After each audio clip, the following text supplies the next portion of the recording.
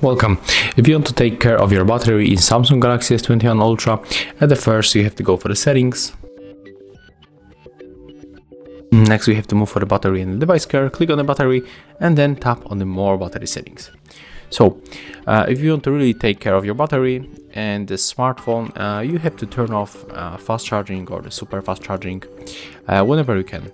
So if you can just slow charging and you don't have to hurry up, just use the slow charging. And an equal good habit is to not the battery of our phone to the 100% and discharge to the 0%. This is how we extend the battery lifespan in a very smartphone. So thank you guys for watching. Leave thumbs ups, comments and subscribe to our channel.